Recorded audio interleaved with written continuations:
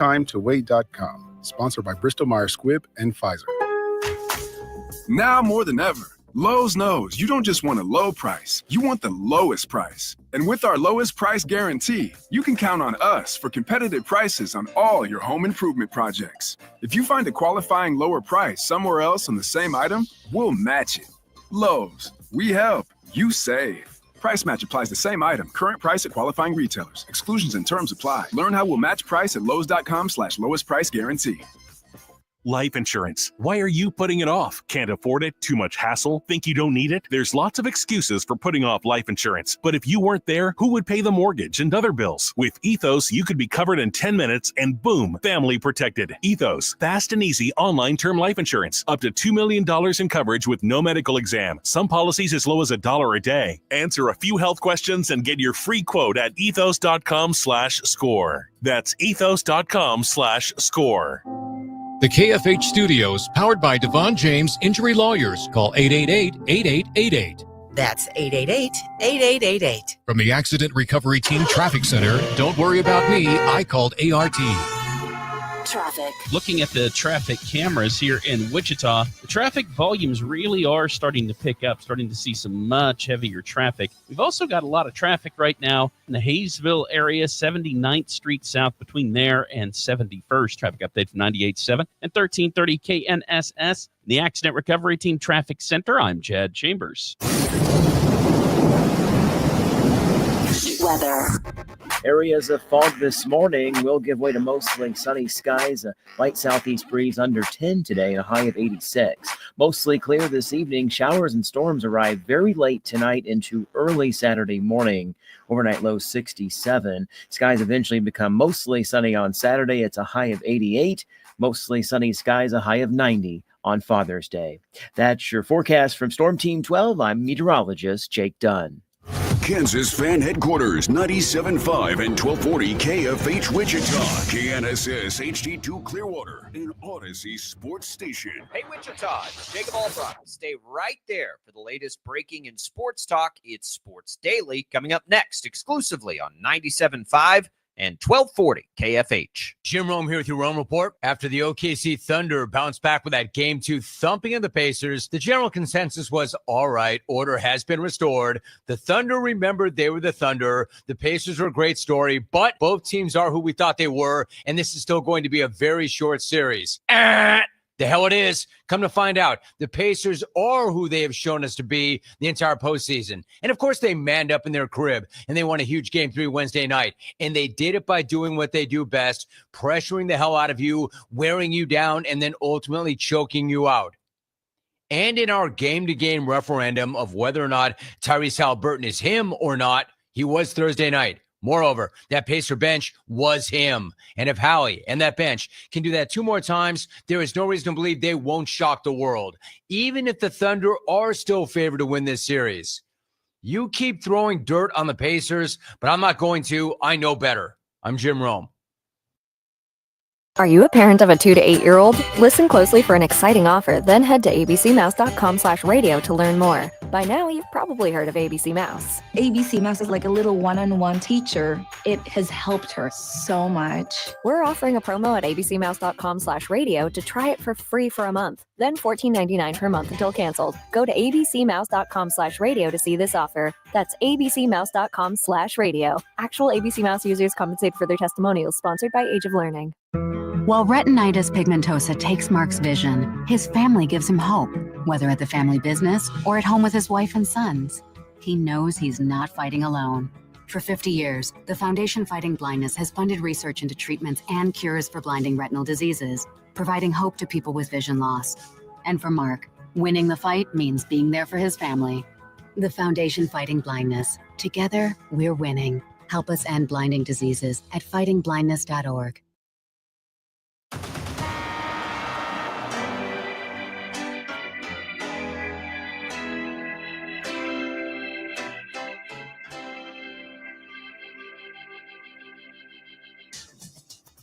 Now, from Wichita's most listened to sports radio, 97.5 and 1240 KFH. This is Sports Daily with Jacob Albrock and Tommy Kester. All right, welcome in, everybody. It is Sports Daily on a Friday. Tommy Castor, along with TJ Cleveland, in for Jacob Albrock today. Max Power producing the program. You can join us at any time. Max has got the KFH hotline fired up and ready to go at 869-1240. You can also leave us your video comments on all the different ways that you can consume the show on Facebook, YouTube, on X, also on the 12 News Connected app. Leave your video messages right there. We'll get to them throughout the show. You can also leave us a voice comment on the free Odyssey app.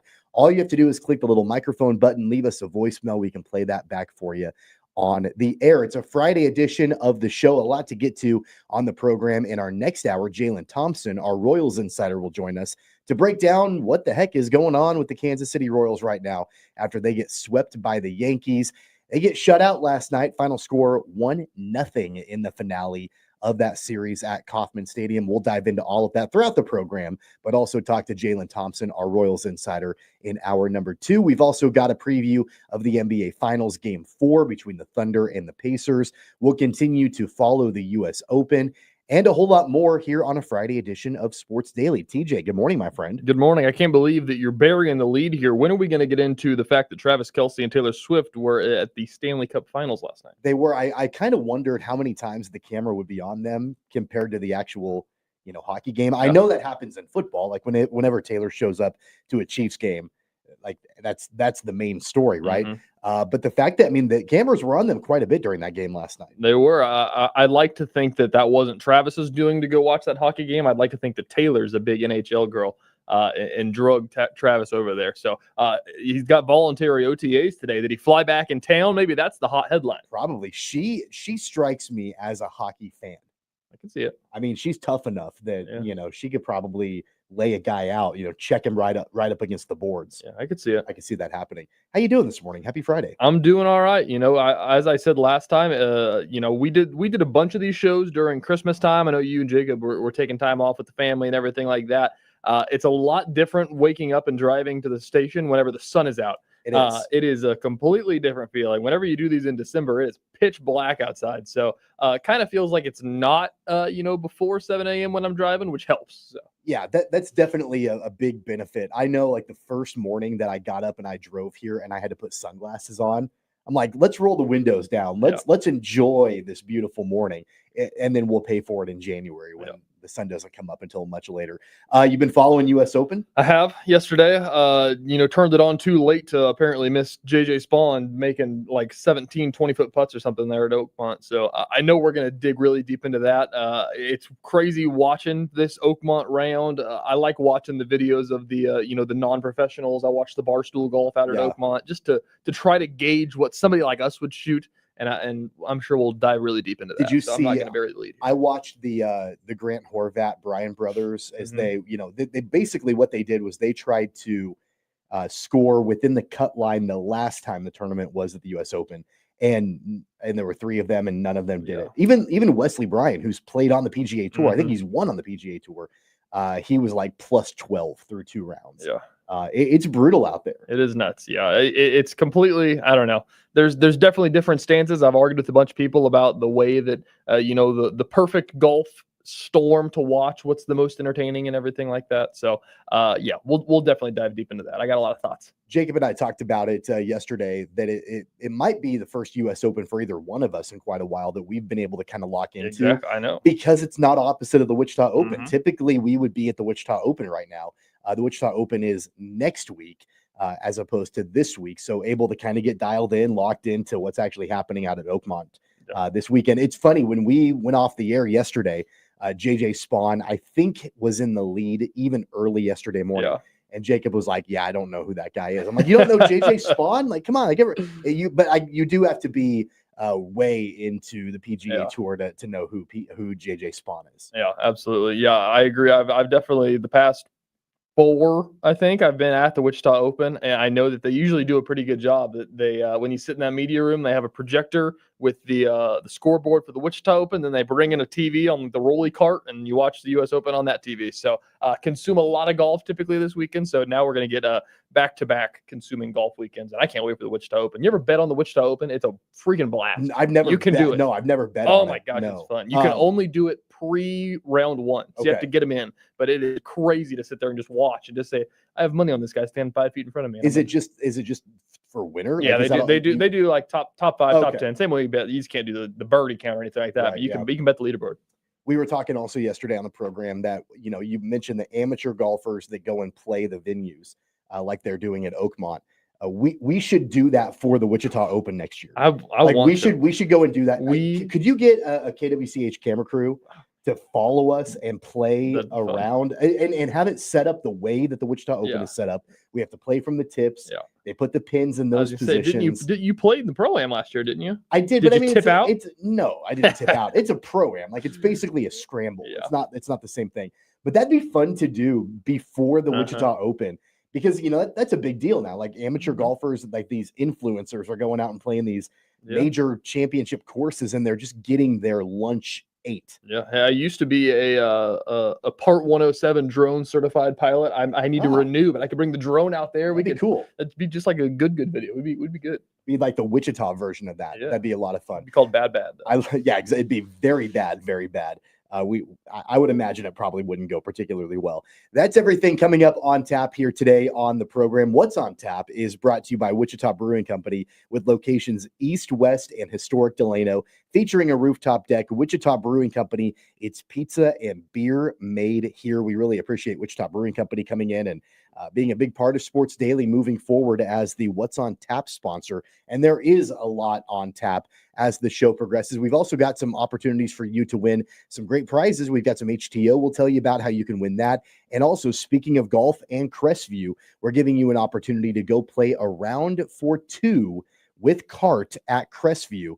This giveaway, TJ, has gone bananas. I imagine. I'm not sure we've had another giveaway on this program, on this radio station, that has had the number of entries and the interest level quite like this.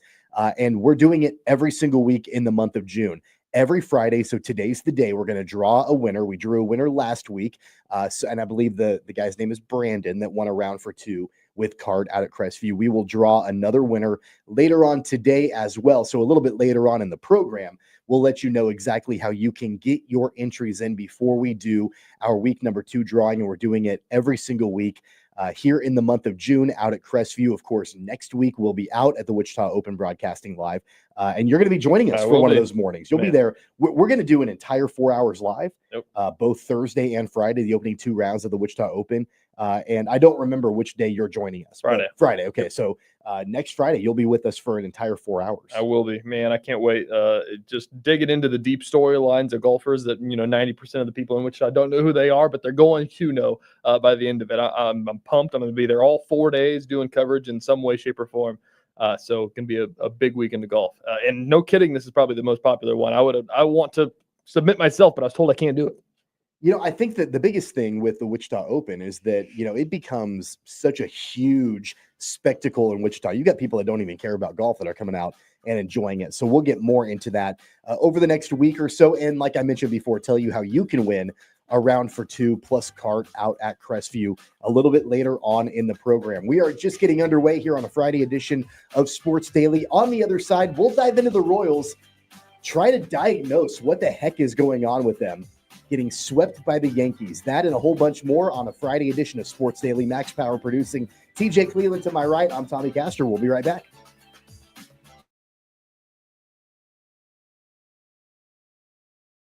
Lightning, hail, tornadoes, flooding. It's the worst of severe weather, and it's coming.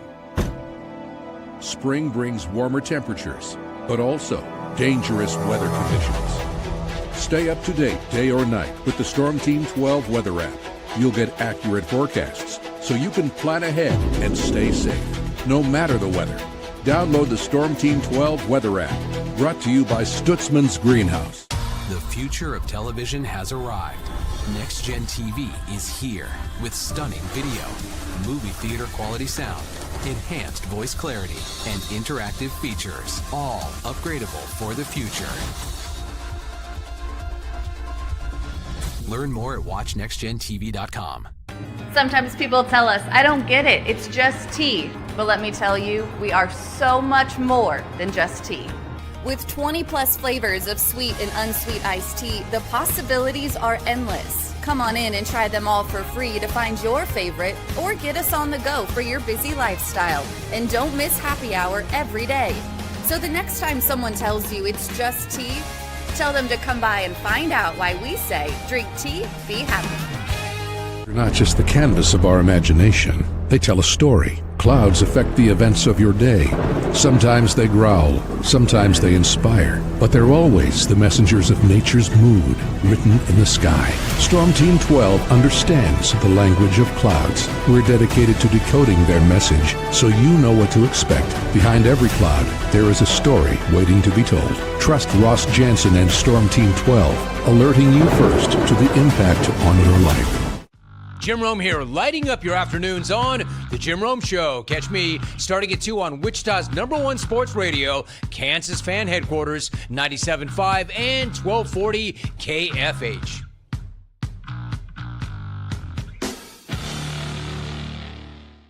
What is GMFB Overtime? It's Peter, Jamie, Kyle, and Akbar breaking down the NFL 5 days a week. It's okay to be excited. It's this, that, and a whole lot of fantasy. It's football for everyone. Weekdays at 10 a.m. on KSCW. Odyssey is one of the most influential audio and entertainment brands in the nation. You already know Odyssey's iconic local radio brands in Wichita. But did you know Odyssey has the country's best collection of music, news, and sports brands? Odyssey is also a premium podcast creator, major event producer, and digital innovator. Odyssey brings people together across the country and right here in Wichita. Odyssey also delivers meaningful radio and digital audio results. Find out our story and impact at odysseyinc.com/Wichita. Make yourself known now. 831001 in traffic pursuit. Oh my God, here. Investigate TV Plus begins with real people. We investigate stories that impact you and inspire change every day. Something is broken. Real problems. Why are they hiding it? And real solutions. My daughter was dying in front of me. What was your reaction when he said that? Investigate TV Plus, weekdays at 3:30 p.m. on KWCH. Sometimes people tell us, I don't get it, it's just tea. But let me tell you, we are so much more than just tea. With 20 plus flavors of sweet and unsweet iced tea, the possibilities are endless. Come on in and try them all for free to find your favorite, or get us on the go for your busy lifestyle. And don't miss happy hour every day. So the next time someone tells you it's just tea, tell them to come by and find out why we say, drink tea, be happy. Mornings are busy. We're here to make your mornings better. We report the stories that affect you. 3 more hospital lies from contaminated apple juice just a day after the FDA issued a recall. We're here to make your mornings better. Closing east and westbound lanes of K96 for repairs. With 12 News, you're prepared for your whole day. Scattered thunderstorms across the state into the afternoon. Stay a step ahead with 12 News this morning on KWCH and KSCW.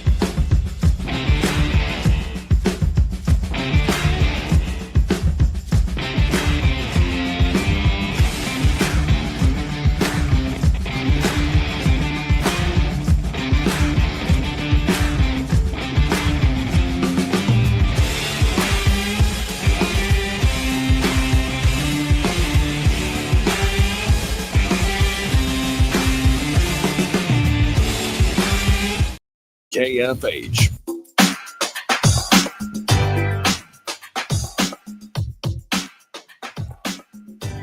Welcome back, everybody, to Sports Daily on a Friday. Tommy Castor, TJ Cleveland, Max Power producing the program. Royals baseball tonight on KFH. The A's are in town this weekend taking on the Royals. Tune in to 97.5 and 1240 KFH tonight at 7 o'clock for the Royals and Athletics. Or listen online at kfhradio.com or download the free Odyssey app and search for KFH. The Royals have to have a short memory, TJ, getting swept by the Yankees in a 3-game set. They turn around and start their series against the Athletics tonight at Kauffman Stadium to try to salvage this homestand. Not only did they lose 3 games to the Yankees, I think to an extent, I think the Royals were exposed a little bit as a team that, is not a postseason caliber team like we maybe thought they were. Yeah. Not saying they can't make the postseason, but it was pretty clear and on display how much better the New York Yankees are than the Kansas City Royals in this 3-game series. Yeah, it's kind of exactly what I was going to say is that, they've had their flaws, but when you play the highest payroll in baseball and one of the best teams in baseball, it magnifies everything that you do wrong. It magnifies the fact of, your pitching was able to carry you to a lot of wins, but are you pitching good enough to face the best offense in the league, face one of the best hitters in the history of baseball, the clip that Aaron Judge is on right now? And then with the offensive struggles, obviously we've seen it multiple times, but to, put up 5 hits, no runs yesterday. We're a broken record talking about it at this point, and I feel like we're going stir crazy because nothing's changed. Yeah, it was another outing where the pitching was let down for the Royals. Seth Lugo pitched 5 2/3, only gave up 2 hits. He walked 3, but it was another stellar outing from a Royals starter after 2 games with Noah Cameron and Chris Bubich, where they were hit hard by the Yankees offense. Seth Lugo held down New York's lineup. I know Aaron Judge was not in the lineup last night for the Yankees, but still, that's a pretty stacked lineup for the Yankees. And Seth Lugo, and by that matter, also the bullpen. All the pitchers for the Royals pitched really, really well. In fact, the one run for the Yankees was an unearned run. But the Royals could not get anything going with their offense. And Jacob and I had this conversation yesterday, and it actually got heated for a while in this discussion back and forth yesterday, because I'm a big believer that at the end of the day, the bottom line is that the Royals offense has not changed at all. It's not improved at all outside of the first 3 games against the Cardinals when Jack Caglione got called up, and you had all the excitement, all the pomp and circumstance for him and his debut. After that, the Royals offense as a whole collectively just went right back to where they have been basically all season long. They were outscored by the Yankees 17-5 in this 3-game set. That ain't going to get the job done. That's not a playoff caliber team. Now, you might have had really good pitching from Seth Lugo in the bullpen, but when you've held down your opponents, and I don't care who they are, if they're the Rockies or the Yankees, if you're holding them down and pitching shutout baseball, and the one run comes unearned, and you can't get a single run across. And keep in mind, too, this was the 3rd game in a 3-game set. The Royals needed this to avoid the sweep, and that didn't even matter. Yeah, it's unreal because we've had this conversation for 2 months now. Jacob brought up a stat yesterday that I believe last month the Royals averaged like 2.8 runs per game. And if you say that and you give me the Royals scoring 3 runs a game, they would have won 10 more games probably. Absolutely. That's how unreal bad. They were only averaged 3 runs a game because they'd score 10 randomly, sporadically. That's how hit or miss this offense has been, and it's the same thing right now. I don't know. You brought up the postseason. Right now, I was talking to Jacob about it yesterday. I've been talking to a bunch of people that if they don't turn around what's going on right now, even with the wins that they're getting in these series, I don't think they're a playoff team, especially when you look at their division. So I would go as far as to say, they're below 500 after last night's loss, that if it's getting closer to trade deadline and they're a below 500 team by, multiple games, I think that they're going to sell. Yeah, I think that's an interesting question because I'm not sure I fall into that camp quite yet. I certainly don't think with the way that they're playing right now that they need to go all in and buying. Yeah. But I almost think that at least as of now, I mean, if the trade deadline was today, I think JJ Piccolo just stands pat.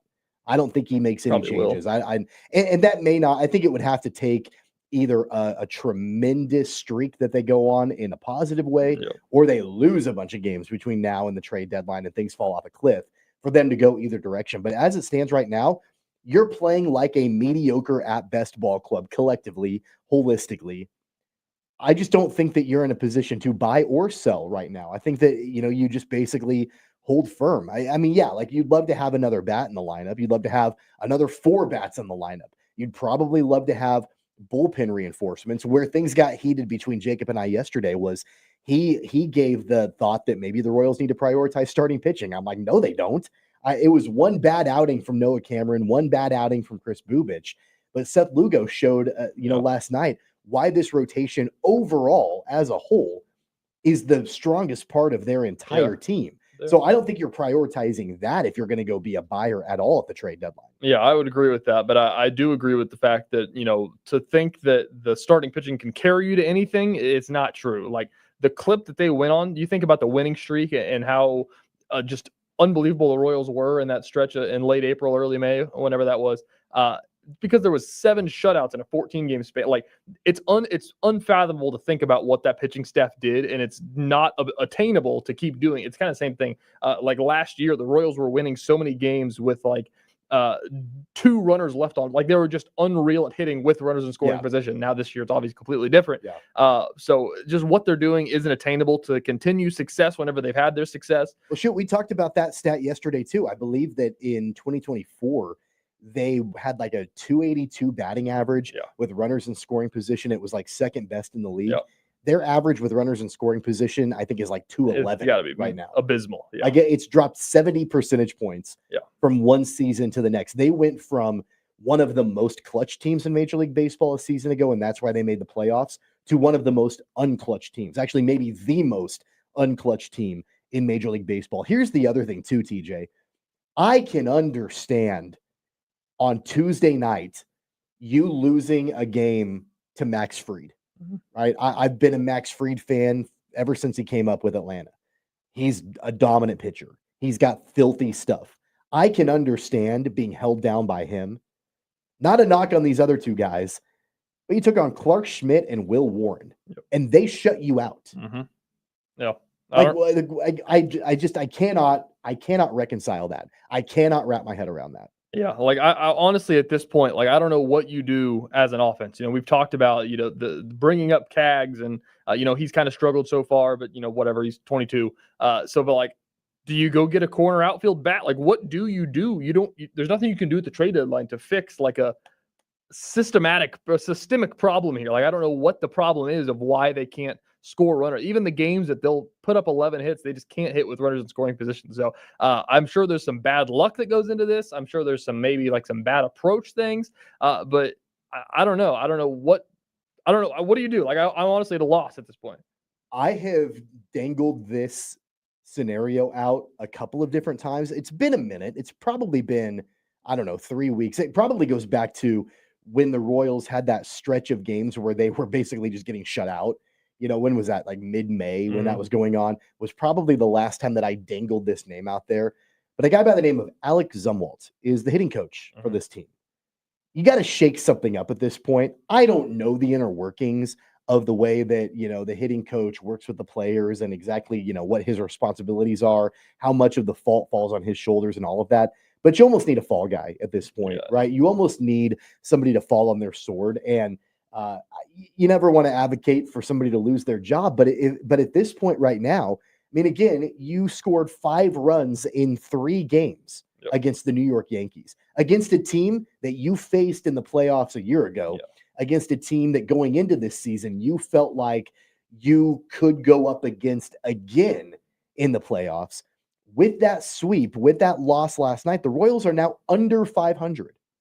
And the momentum that they had has been completely squandered. I don't know how much like the firing of a hitting coach can spark things and turn things around, but you've tried to call up your stud. That's one thing you've done. You've moved players individually that have not performed up to standards. MJ Melendez, Hunter Renfroe, Kevin Biggio. They've moved those guys. They've been willing to do that sort of thing. What's the next step? I think it's probably you need to make a change at hitting coach. Yeah, that's what you'd think. But even the weirdest part of it is, which is just such a baseball thing, is that they have, their lineup consists of 6 good hitters. And like they all have, semi-decent stats at the plate. They just are so untimely of when they get these hits. Like Jack Caglione has, I think he's got like 9 hits so far and 2 RBIs. Like that's just kind of the epitome of what Royals baseball has been so far. So I don't know. I honestly think, like, I don't know. As trade deadline approaches, if Chris Bubic can keep up what he's doing, like I have really no problem trading Chris Bubic for something.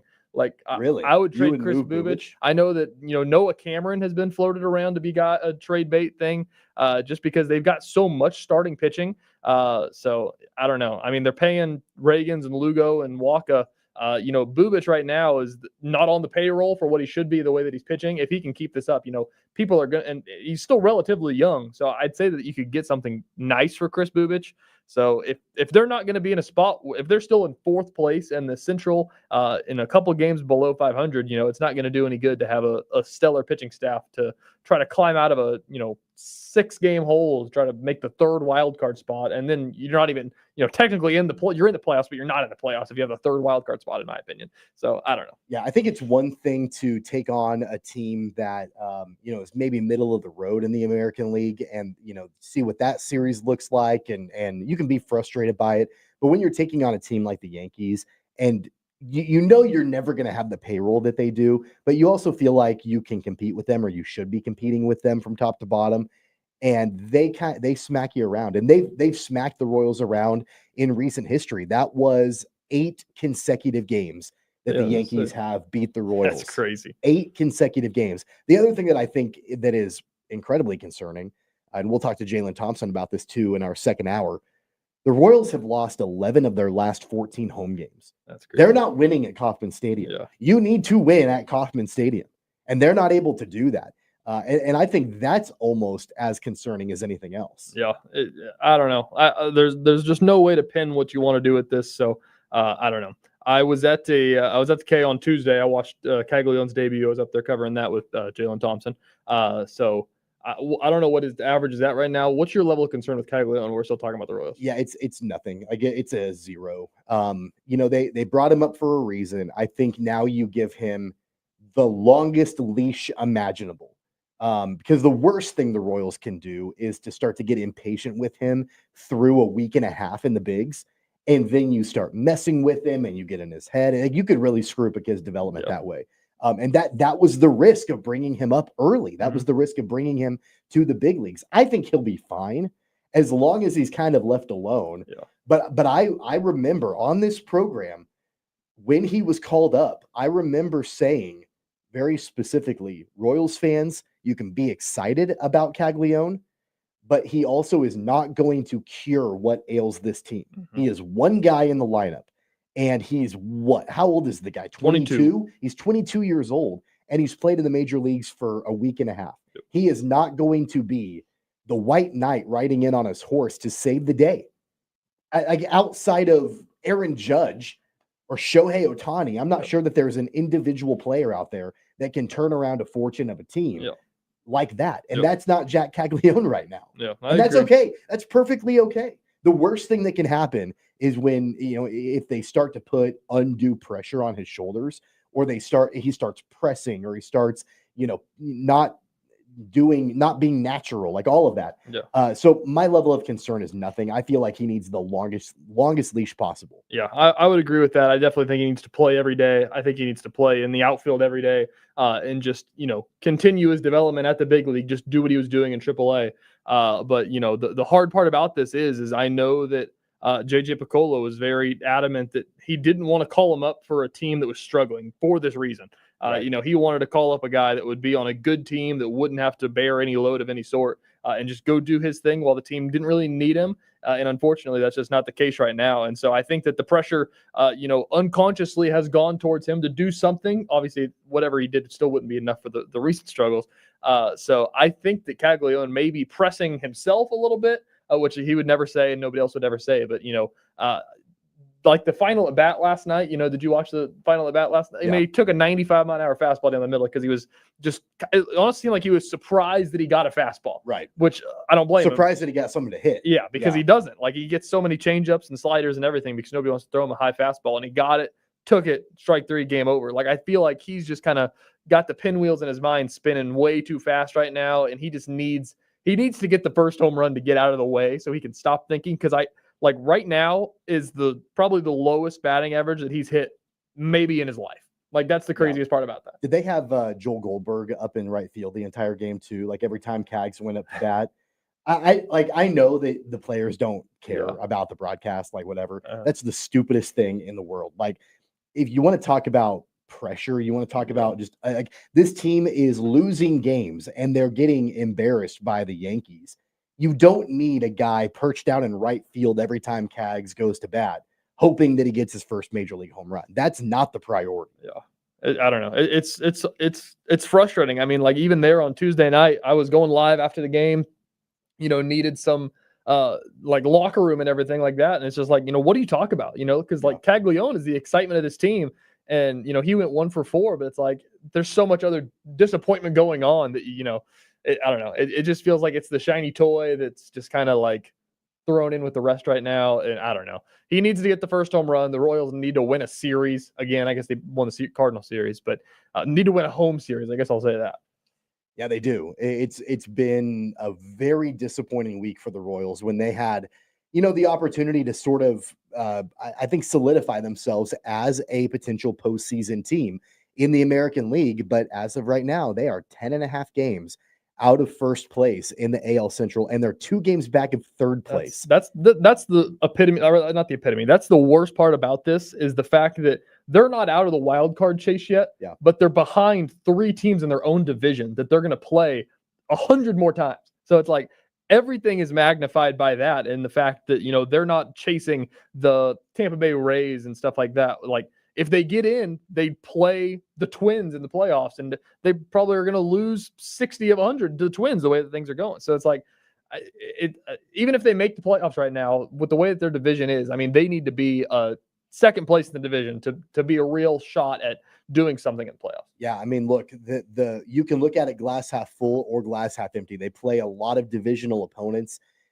from here on out, and so you can either get out of it really quickly or you can get yourself right back in it very quickly, like that, because of the inner division matchups and everything that they've got coming up. But it starts this weekend with the Athletics, or continues this weekend with the Athletics. At least you can maybe view this as a little bit of a palate cleanser, hopefully, fingers crossed. After the juggernaut of the Yankees, you take on an Athletics team that, I mean, what should the expectation be? 2 of 3? Should you, or I mean, obviously a sweep so you can get out of the homestand even, but I mean, should that be the expectation, to win 2 of 3? Or I mean, I don't know. If the Royals lose this series, they need to sell back the Asperia campus they bought for the new ballpark. Don't build a new ballpark if you can't win the series against the Oakmont Athletics or the Sacramento Athletics. The Sacramento, the Sacramento asterisk, soon to be Vegas Athletics. Sacla Oakland, whatever you want to call it. We'll preview that series and we'll talk more about what's been going on with the Royals and how disappointing they've been. With Jaylon Thompson from the Kansas City Star, our Royals insider, will join us in the next hour.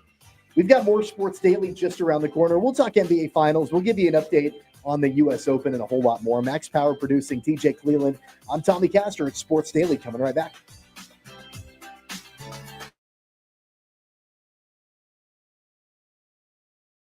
Lightning, hail, tornadoes, flooding. It's the worst of severe weather, and it's coming. Spring brings warmer temperatures, but also dangerous weather conditions. Stay up to date day or night with the Storm Team 12 weather app. You'll get accurate forecasts so you can plan ahead and stay safe, no matter the weather. Download the Storm Team 12 weather app, brought to you by Stutzman's Greenhouse. The future of television has arrived. Next Gen TV is here with stunning video, movie theater quality sound, enhanced voice clarity, and interactive features, all upgradable for the future. Learn more at watchnextgentv.com. Sometimes people tell us, I don't get it, it's just tea. But let me tell you, we are so much more than just tea. With 20 plus flavors of sweet and unsweet iced tea, the possibilities are endless. Come on in and try them all for free to find your favorite, or get us on the go for your busy lifestyle. And don't miss happy hour every day. So the next time someone tells you it's just tea, tell them to come by and find out why we say, drink tea, be happy. They're not just the canvas of our imagination. They tell a story. Clouds affect the events of your day.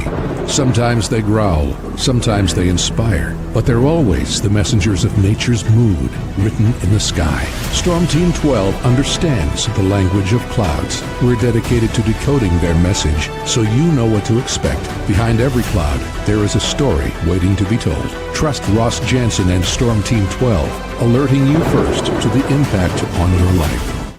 Jim Rome here, lighting up your afternoons on The Jim Rome Show. Catch me starting at 2 on Wichita's #1 sports radio, Kansas Fan Headquarters, 97.5 and 1240 KFH.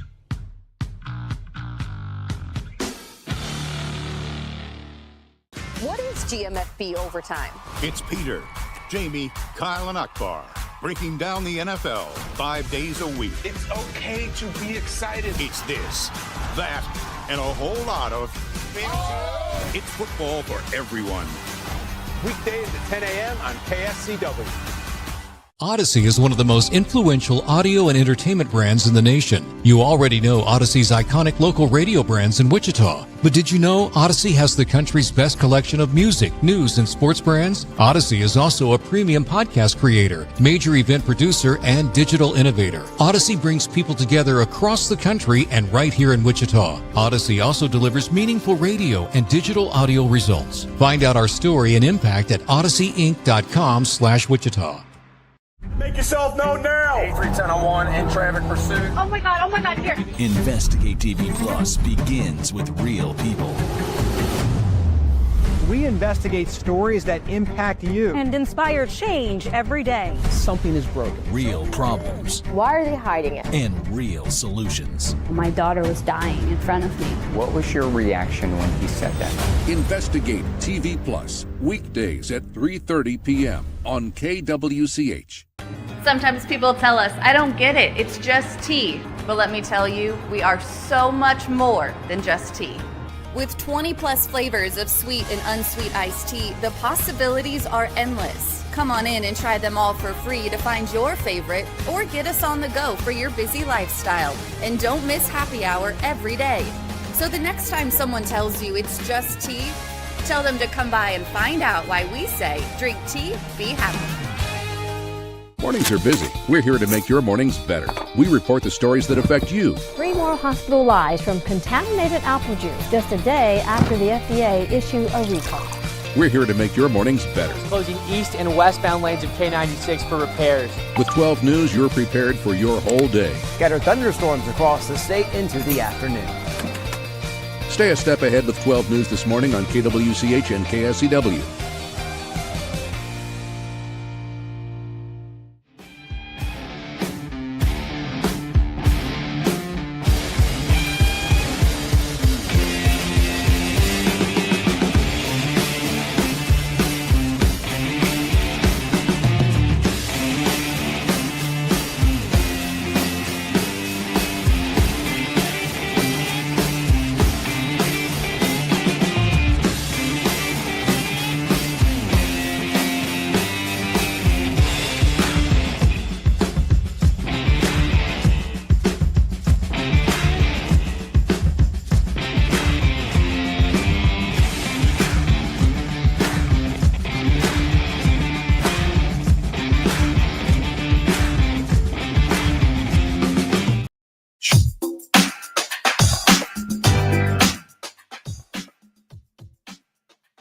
All right, let's go ahead and talk about our Crestview giveaway, TJ. This is a huge giveaway that we've been doing for the last couple of weeks in the month of June. If you would like to win a round for 2 with a cart at Crestview Country Club, we've got your chance to do that. All you have to do is text the keyword golf, GOLF, to the number 20357. We pick a winner every single Friday here in the month of June. We did it last Friday. We're going to do it again this Friday, today, actually, at about noon, I believe, is when we do that giveaway. So you've got a couple of hours to get your entry in. One winner picked every Friday through the month of June, one entry per 24-hour period. So if you entered yesterday, you can enter today as well. Message and data rates apply. More details at kfhradio.com. As I mentioned earlier this hour, TJ, this is probably one of the biggest contests we've ever done on this radio show. I think we had like 250 entries last week alone, which is pretty incredible. So a lot of people would love to get out and play golf at Crestview, where the Wichita Open will be next week. Yeah, I don't blame them. I think that especially right now when everybody's buying tickets to go to the Wichita Open to Crestview, they're the same as us of saying, man, I wonder what I could shoot there. Like, I wonder if I tipped it out, what could I shoot there? So I think everybody wants to go play it, especially this time of year, and I don't blame them. It's awesome out there. It's kind of like when you go to a restaurant and you see like somebody else have the big steak and you're like, oh, I could eat that. Yeah. And then you actually get it and you're like, yeah, that's my eyes were bigger than my stomach. Because I've done that too. Like you watch the US Open, you're like, oh, I could do that. Come on. No, like there's no way. There's nothing more humiliating than watching the pros go and say, man, I could hit a fade. I could hit a cut. And you go out there, oh, no, I shank it every time. Yeah, absolutely. Let's get you a U.S. Open update here. So J.J. Spawn is the clubhouse leader right now at 4 under. He won't tee off for his second round until a little bit later this morning. Brooks Koepka is 1 under, and he is 3 under overall. So 1 under on his day, 3 under overall, and 1 shot back from J.J. Spawn. He is on his 5th hole right now, so 1 under through 5. Tristan Lawrence, who played yesterday evening, yesterday morning, he's 3 under as well. He'll tee off this afternoon. So he's also 1 back from JJ Spawn. Some other notable names on the leaderboard. John Rahm is even par. He is underway in his second round, 1 over in his second round. So is Victor Hovland. So is Colin Morikawa. And then you've got to go down a little bit further on down through the list to find some more notable guys that, of course, we follow pretty closely. Scotty Scheffler is 2 over. He's 1 under so far on his second round. Jordan Spieth is 2 over par as well. It looks like as of right now, the projected cut line is 4 over par, and that could move as the day goes on. But there are a bunch of notable players that, a lot of people know of that at least are outside of that cut line here early on day number 2. So it's going to be a challenge and a battle out there. Let me tell you, Sam Stevens, 1-stroke lead on Scotty Scheffler right now. I love that. I love that. Wichita native Sam Stevens in the field. He had a pretty good start to his day yesterday. Kind of faltered a little bit, down the stretch. He had some bogeys on the front, right. And then he birdied. Then he birdied on the way three. in. But he is inside the projected cut line right now to play the weekend, which would be fantastic. And then Gary Woodland, that's who I was thinking of. Gary Woodland started off phenomenal yesterday, and he struggled down the stretch. I think he shot a 41 on the back 9 yesterday afternoon, and that sort of took him out of the mix, at least early on in the tournament. So we'll see a couple of our local guys in the mix and, trying to play for the weekend. Yeah, absolutely. A ton of fun. You and I were talking about this earlier, just the way that Oakmont set up, everything like that. They're saying it's the hardest golf course of all time, potentially in U.S. Open history. What's your take on Oakmont? You think you like it whenever it's like this? What do you think? I do. I mean, I think that's what we've come to expect from the U.S. Open. Extremely difficult venues, really challenging golf. The way they set the golf course up makes it really hard. And I know that there are critics out there that say, we don't want to watch players have to hack out of ankle deep rough or calf deep rough and make triple bogeys. And, but I like it because we see these guys put on dazzling performances week in and week out on the PGA Tour and shoot crazy scores under par and things like that. It's nice for 1 week for it to be an extremely difficult test. It should be. It's major championship golf. You can't really do a whole lot to Augusta. Like Augusta is Augusta. They're not going to, give you calf deep rough at Augusta. The PGA Championship historically is usually slightly easier than the other championship venues. You got to have like a really, really tough test in the U.S. Open. Yeah, it's fair. It's definitely a different pace of everything. I definitely understand the argument of I'd say myself, I'd much rather watch Scotty do what he did at the Byron Nelson and 31 under or something like that. I think that's the best. You'd rather watch that? I think so. I that's the best part of professional golf is just seeing just how unbelievable they can play. And so like here, I mean, JJ Spawn played unbelievably yesterday, and like in relative to other tournaments, it's the same because he shot at 66, and we've seen guys go below break 60. So obviously a crazy run from him yesterday. It is a ton of fun to get to watch just like how tough this is. Once you see somebody really implode on a hole, because that'll show you how impressive everybody else is. So, there's definitely give and take. I think it's cool to have it one time a year, but I don't know. I go back and forth on it. I also think it's a beautiful golf course. It is sweet. With the church pew bunkers and all of that, man, it is. Oakmont is not only super difficult, but it's also beautiful. And that's the thing too, is that I think it'd be different if the golf course wasn't aesthetically pleasing and it was super difficult. But it's not. Like, you kind of have to appreciate the fact that like Oakmont was built to be very difficult with really super narrow fairways and greens that like you could easily 4-putt on, or 5-putt on if you aren't careful. I like that kind of setup. And I wouldn't want them to play Oakmont every single year for the US Open. Don't get me wrong. But every 8 or 9, 10 years, whenever they come back to Oakmont, like, all right, it's about time. It's about time for them to get their butts kicked a little bit. It is crazy to think about a sport where there's so much history and so much, statistical keeping and everything like that, about legacy and everything like that, and it's just golf. I'm not complaining about anything here. But the fact that you can go from playing a really easy track to play in Oakmont, and it's like, wow, Scotty Scheffler won this one with a 1 under, and then this guy won one with a 15 under. It's like, what happened that year? And so it's just kind of crazy, the parity between the courses you can have year to year and stuff like that. So I don't know. Next question I have for you. Yeah. We were talking about this. What would you shoot there? First, what would you shoot if you played the championship tips at Oakmont? And then 2, what would you shoot playing the whites? How confident are you in your game? Not enough to. If I was playing the tips, I think I'd probably shoot like a 155. I think that's probably fair for you. I think if I played the tips at Oakmont, I would be fortunate to get out of there with a 120. Yeah. That's kind of what I'm thinking as. And then I think if you played the whites, like, I think I could have a chance to break like a 110. You'd be breaking like a 95, shooting a 90. I don't know about that. I think if I played from the whites at Oakmont, I would be fortunate to break 100. Yeah. It's probably like 105. I bet I would shoot 105 from the whites and 125 from the tips. Is that it's not far off to just try to double bogey every hole. Even if you put your drives in the rough, you just punch out and then just hit a good approach shot. There's a 300-yard par 3. Yeah, those are tough. The par 5s are like 650 yards. That is a good point. Haven't factored that part in, I guess. Yeah, like they are long courses. Yeah, that's what I like picking on Jacob. I asked him, I said, hey, the 280-yard par 3, what club you hitting there? He said, I'd take my driver and I'd lay up. Yeah.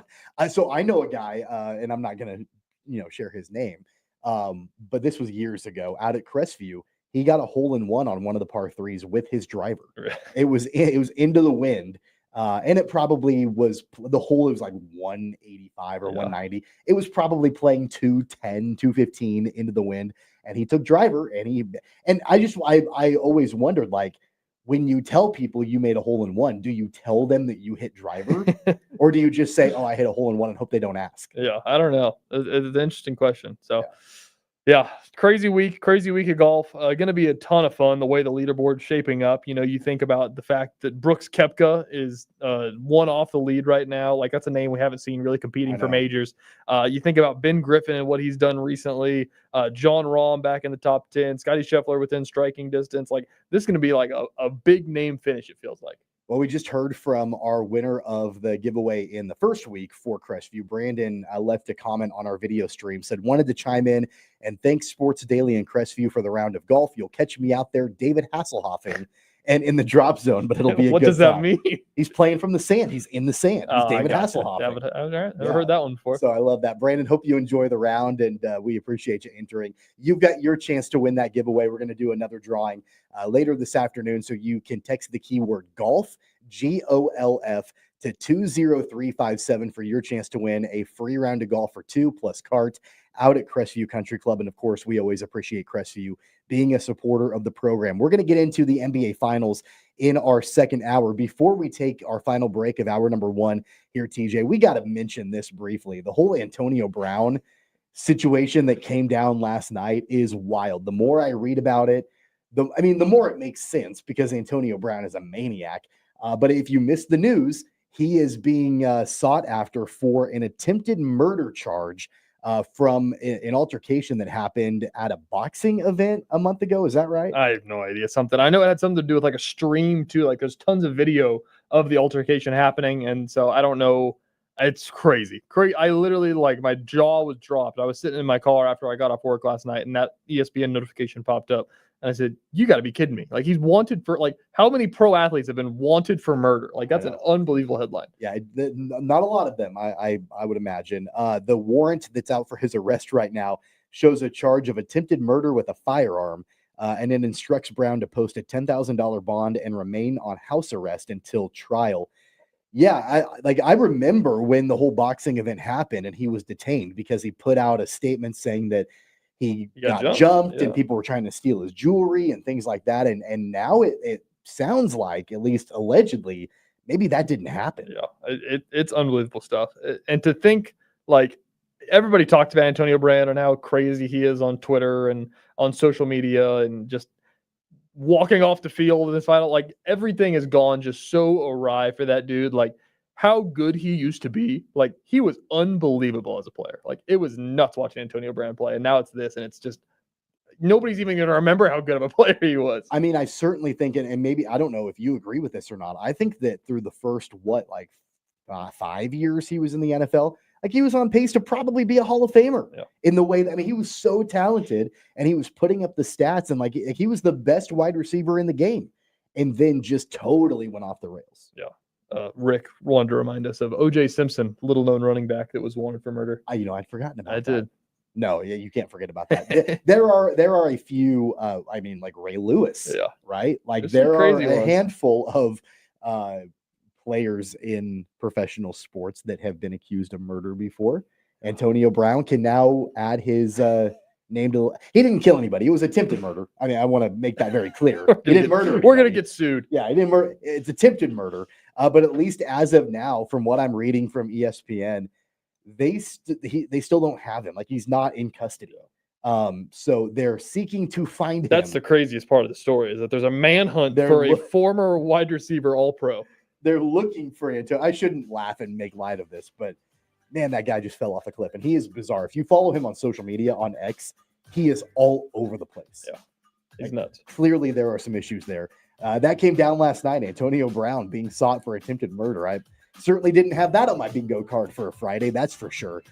That's going to wrap up hour number 1 here on Sports Daily. On the other side, we'll get into the NBA Finals. We'll also talk to our Royals insider, Jaylon Thompson, about what ails the Royals right now. We'll do that in our second hour. Stick around. It's Sports Daily. We're coming right back.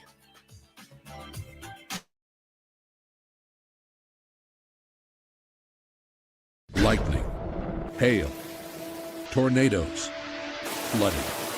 It's the worst of severe weather, and it's coming.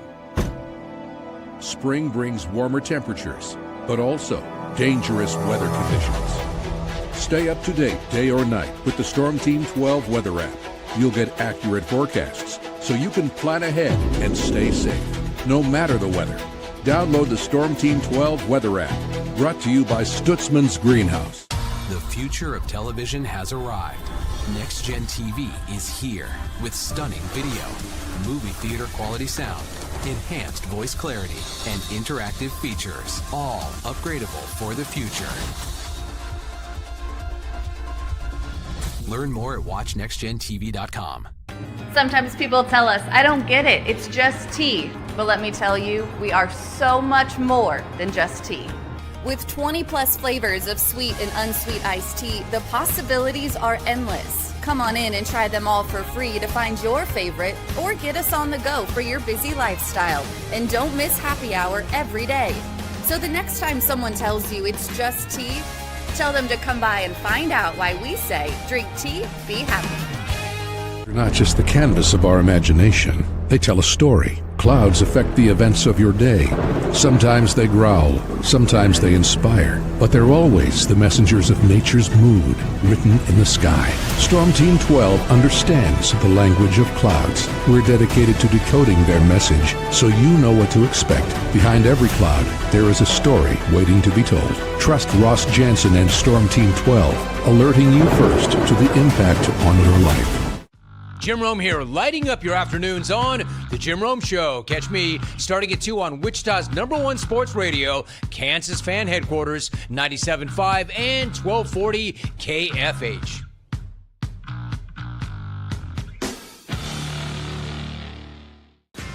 GMFB Overtime? It's Peter, Jamie, Kyle, and Akbar breaking down the NFL 5 days a week. It's okay to be excited. It's this, that, and a whole lot of fantasy. It's football for everyone. Weekdays at 10 a.m. on KSCW. Odyssey is one of the most influential audio and entertainment brands in the nation. You already know Odyssey's iconic local radio brands in Wichita. But did you know Odyssey has the country's best collection of music, news, and sports brands? Odyssey is also a premium podcast creator, major event producer, and digital innovator. Odyssey brings people together across the country and right here in Wichita. Odyssey also delivers meaningful radio and digital audio results. Find out our story and impact at odysseyinc.com/Wichita. Make yourself known now. 8310 in traffic pursuit. Oh my God, here. Investigate TV Plus begins with real people. We investigate stories that impact you and inspire change every day. Something is broken. Real problems. Why are they hiding it? And real solutions. My daughter was dying in front of me. What was your reaction when he said that? Investigate TV Plus, weekdays at 3:30 p.m. on KWCH. Sometimes people tell us, I don't get it, it's just tea. But let me tell you, we are so much more than just tea. With 20 plus flavors of sweet and unsweet iced tea, the possibilities are endless. Come on in and try them all for free to find your favorite or get us on the go for your busy lifestyle. And don't miss happy hour every day. So the next time someone tells you it's just tea, tell them to come by and find out why we say, drink tea, be happy. Mornings are busy. We're here to make your mornings better. We report the stories that affect you. 3 more hospital lies from contaminated apple juice just a day after the FDA issue a recall. We're here to make your mornings better. Closing east and westbound lanes of K96 for repairs. With 12 News, you're prepared for your whole day. Scattered thunderstorms across the state into the afternoon. Stay a step ahead with 12 News this morning on KWCH and KSCW.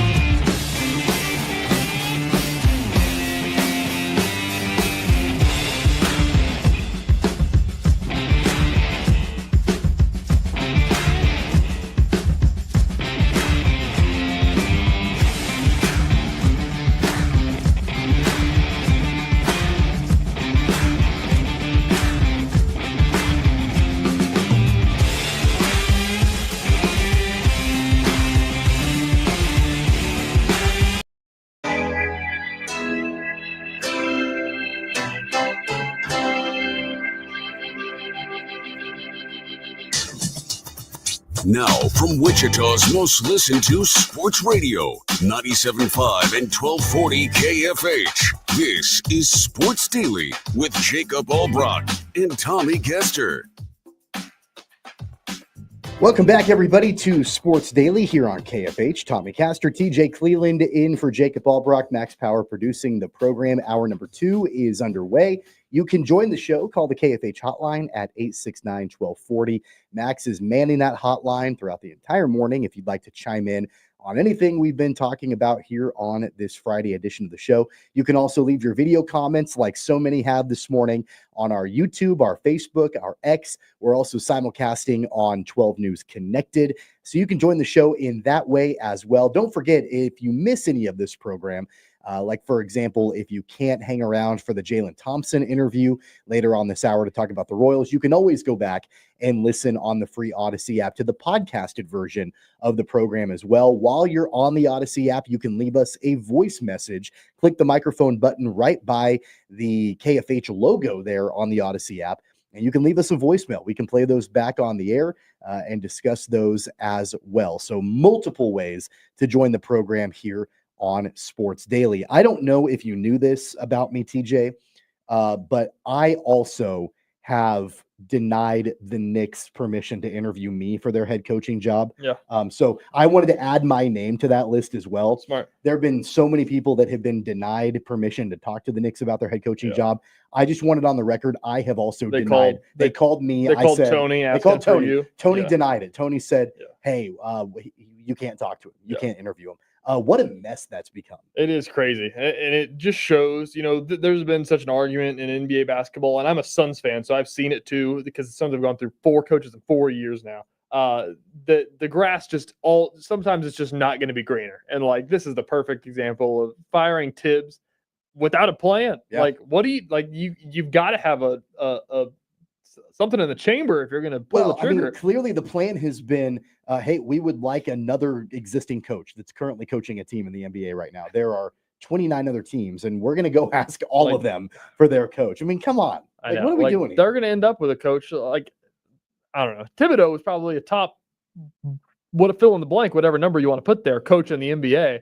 Like, if you fire a coach like that, like you're going to downgrade. Like, that's the thing. Like, I was a Suns fan, and then they fired Monty Williams a year after going to the finals, and then turned out that he got fired by the Pistons too. That was the whole thing. But like, I don't know. A lot of these teams do it. You think about the LeBron teams that have done that in the past of firing coaches, and it's like an epidemic in the NBA. It's the same way that we talk about hitting coaches in the MLB. And though it's the same, like something's got to give, and you got to fire coaches all the time if they don't meet expectations. But sometimes that, like, in the Knicks case, like, obviously you want to say, like, we need a coach that can take us over the hump and win a finals. And it's like, this is as close as you've been in decades, or at least a decade. You're right, in decades. So, I don't know. You just got to think about windows more than winning the finals. Like, you just got to get close enough. And because there's luck involved in this stuff too. On paper, like at first glance, I don't have a major issue with them moving on from Tibbs. They clearly felt like, all right, he took us as far as he's going to be able to take us, and that we need to have another coach to get us over the hump to win a final. But you have to have a plan. If you're going to let him go, you need to have a well thought out, here is what we're going to do moving forward. And we feel very strongly that this will get us to where we need to be. They clearly don't have that. Like, it seems incredibly short-sighted to fire Tom Thibodeau and then get rebuffed by everybody that you had talked to or wanted to talk to about the job. Yeah. Why not just keep Tom Thibodeau then if you don't have a well-thought-out plan? I agree. They're approaching this like they're a college. Because like in college, you can get away with saying, okay, Bill Self retired. We're going to go after Todd Golden because we're KU and you'll want to come coach for us. In the NBA, like, they called the Oklahoma City coach who's in the finals right now. Like, you're not going to be swayed, and these organizations don't have to let you interview. At this point, they're probably going to call Rick Carlisle too. I mean, they're going to call everybody. The Pacers knocked him out. Call up the Pacers. Hey, can we talk to Rick Carlisle? Like, that's not a plan. Yeah. That is just throwing crap at the wall to see what sticks. And this is why the Knicks have been the laughingstock of the NBA for 2 decades, 2.5 decades at this point, because they, even when they have some success, they just can't get it all right. Yep. They're just, I don't know. It's good for the league when they're good. And like this year they were good and it was awesome.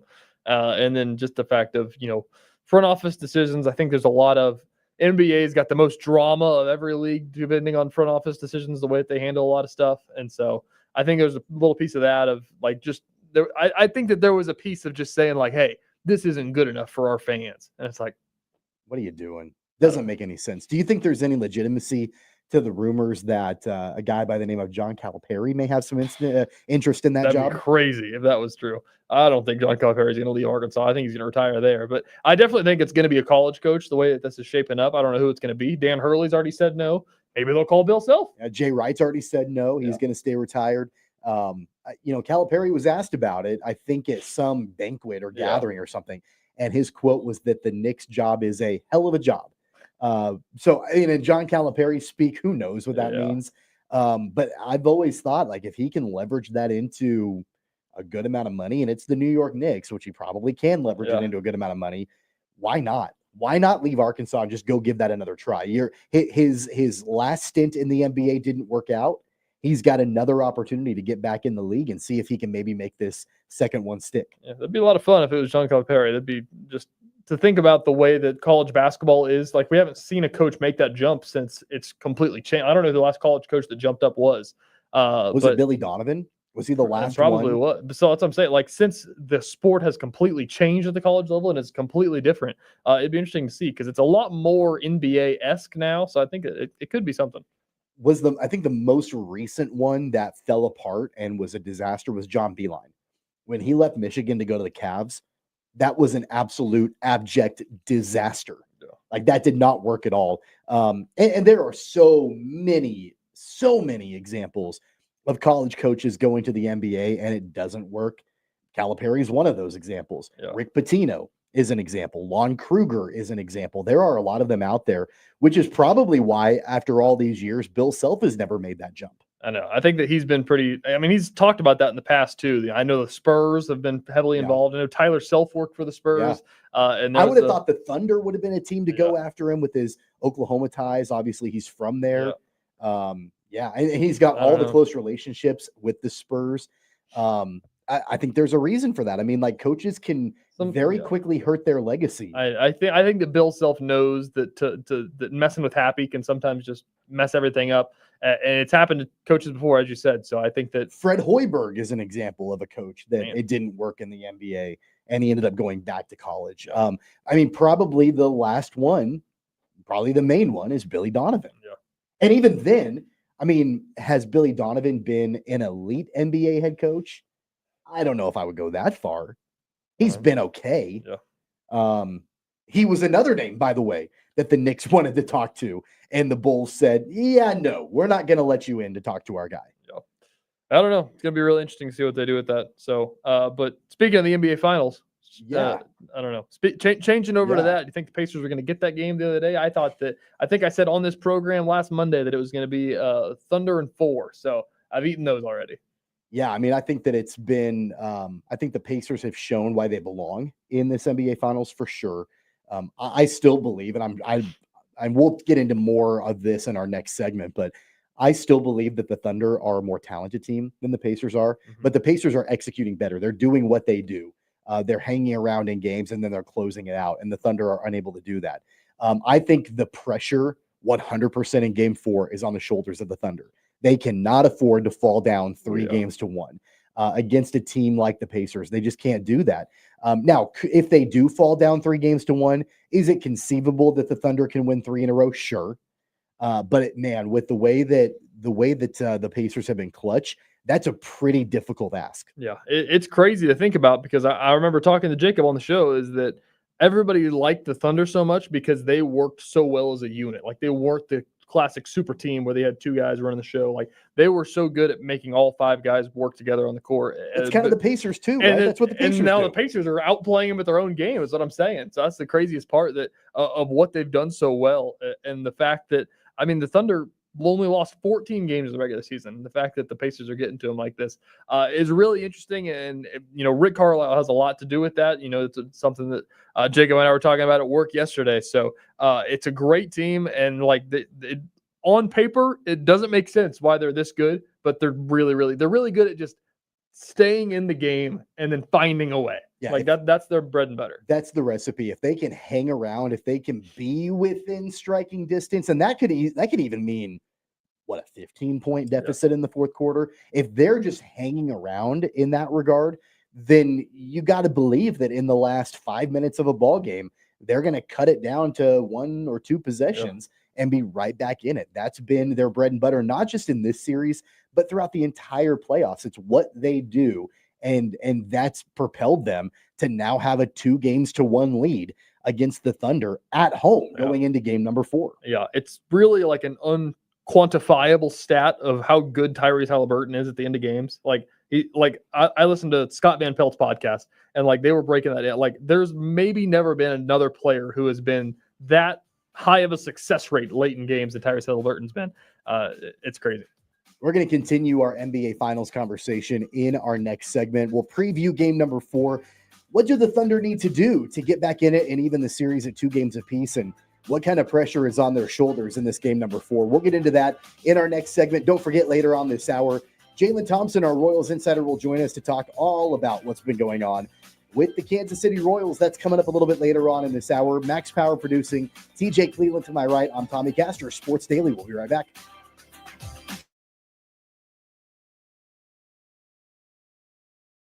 lightning, hail, tornadoes, flooding. It's the worst of severe weather, and it's coming.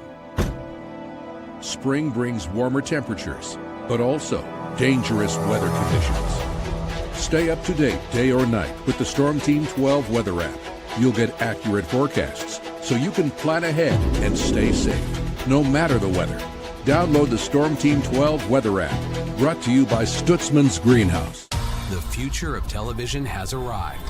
Next Gen TV is here with stunning video, movie theater quality sound, enhanced voice clarity, and interactive features, all upgradable for the future. Learn more at watchnextgentv.com. Sometimes people tell us, I don't get it, it's just tea. But let me tell you, we are so much more than just tea. With 20 plus flavors of sweet and unsweet iced tea, the possibilities are endless. Come on in and try them all for free to find your favorite or get us on the go for your busy lifestyle. And don't miss happy hour every day. So the next time someone tells you it's just tea, tell them to come by and find out why we say, drink tea, be happy. They're not just the canvas of our imagination. They tell a story. Clouds affect the events of your day. Sometimes they growl, sometimes they inspire, but they're always the messengers of nature's mood, written in the sky. Storm Team 12 understands the language of clouds. We're dedicated to decoding their message, so you know what to expect. Behind every cloud, there is a story waiting to be told. Trust Ross Jansen and Storm Team 12, alerting you first to the impact on your life. Jim Rome here, lighting up your afternoons on The Jim Rome Show. Catch me starting at 2 on Wichita's #1 sports radio, Kansas Fan Headquarters, 97.5 and 1240 KFH.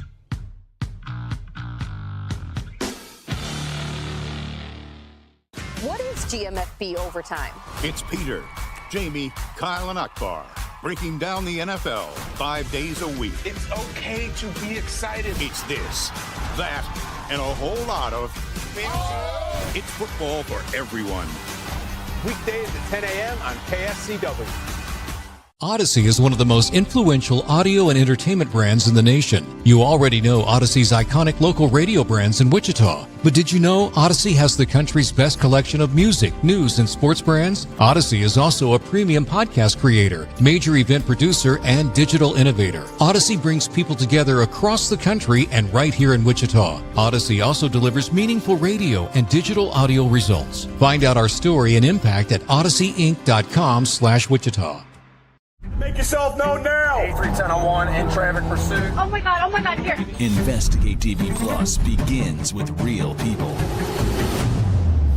We investigate stories that impact you. And inspire change every day. Something is broken. Real problems. Why are they hiding it? And real solutions. My daughter was dying in front of me. What was your reaction when he said that? Investigate TV Plus, weekdays at 3:30 p.m. on KWCH. Sometimes people tell us, I don't get it, it's just tea. But let me tell you, we are so much more than just tea. With 20 plus flavors of sweet and unsweet iced tea, the possibilities are endless. Come on in and try them all for free to find your favorite or get us on the go for your busy lifestyle. And don't miss happy hour every day. So the next time someone tells you it's just tea, tell them to come by and find out why we say, drink tea, be happy. Mornings are busy. We're here to make your mornings better. We report the stories that affect you. 3 more hospital lies from contaminated apple juice just a day after the FDA issue a recall. We're here to make your mornings better. Closing east and westbound lanes of K96 for repairs. With 12 News, you're prepared for your whole day. Scattered thunderstorms across the state into the afternoon. Stay a step ahead with 12 News this morning on KWCH and KSCW.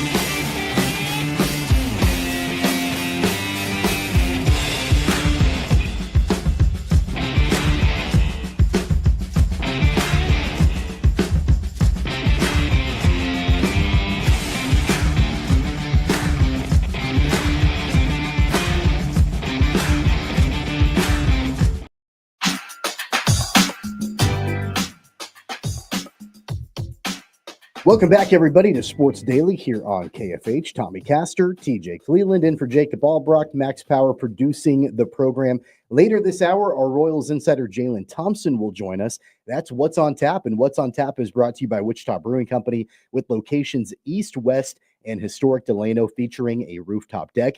Wichita Brewing Company, it's pizza and beer made here. TJ, let's continue our discussion about the NBA Finals. Game 4 coming up this weekend. The Thunder and the Pacers. And you know, I know that the Pacers absolutely believe in themselves and where they are right now with a 2-1 lead at home going into Game 4. I think a lot of folks are surprised about this, including the Thunder, and I don't think they expected to be in this position. How do they bounce back from this? How do they get this series even at 2 games apiece? Yeah, you just have to think that they've got the, NBA MVP on their team. He's going to have to play a huge role. I think he scored 24 in Game 3. So you're going to have some stellar performance on the road, because I agree. I mean, the fact that the Pacers have shown that we can beat you on the road and we can beat you in our home place, and they've just been playing so well. Like, they've got all the confidence in the world heading into this game. So it's going to take basically, for lack of a better term, it's going to take a shove from the Thunder to just get this thing back to Oklahoma City tied up and not go down 3-1, because I think if the Thunder win this game, they can win the series. I think if Thunder loses this game, they can lose the series. Like, that's how big of a game this will be tonight. It's wild to me. You mentioned this before the break about how everybody they have just congratulated the Thunder and pointed all season long to how this team plays like a team and they play like a unit and all of that. And then Indiana has come in and they've done the exact same thing, and they've done it extremely well. But on top of that, I've been very complimentary for a long time about what the Thunder can do defensively. And they can just smother you and shut you down and turn the ball over and do all of that to their opponents. They've done it all season long. But yet again, Indiana is doing the exact same thing. Their defense has been stellar. They have turned over Oklahoma City. They have made it difficult on Shai Gilgeous-Alexander. They're basically beating the Thunder at their own game. Yeah, it's nuts. Like, as I was saying, I didn't think the Pacers were capable of something like this, and they've just shown that they are. And like I said, unless you watch the games, it doesn't make sense. Like, it really does not make sense how they're able to win so many of these games. But on paper, it's nuts. So it's going to be a huge one tonight. One thing that just baffles me, being a K-State basketball guy, is the fact that Tyrese Haliburton is this good in the NBA. I know. It doesn't make any, like, I literally don't remember him being anywhere near this at Iowa State. So I remember, I'm a Suns fan. I remember the Suns took Jalen Smith from Maryland, the pick before Tyrese Haliburton. And then to think about Tyrese Haliburton not only being an Iowa State guy, but to play for the Kings for a couple of years, like, literally, like, came out of nowhere to just random superstarness now. How important is a incredible performance from Shai Gilgeous-Alexander, like in this Game 4? How badly do the Thunder need that? Because what the Pacers did so well in game number 3 was, we knew that SGA was going to get points, but he had to take a lot of shots to get them. And he didn't go to the free throw line a ton. That's his game, right? To draw contact, get to the line. That didn't happen quite as much. I mean, he had 24 points, but it was on 20 shots. Yeah. So it wasn't efficient whatsoever in game number 3. The Pacers did a wonderful job in shutting him down.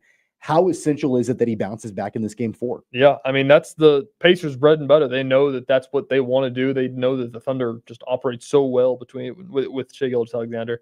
So, it's a tough pill to swallow to know that this guy has to win us the game, and that the other team knows that this guy has to win us the game. So it's going to take something incredible, and it's going to be a hard task, because, I mean, they're going to put as much pressure on him as they can.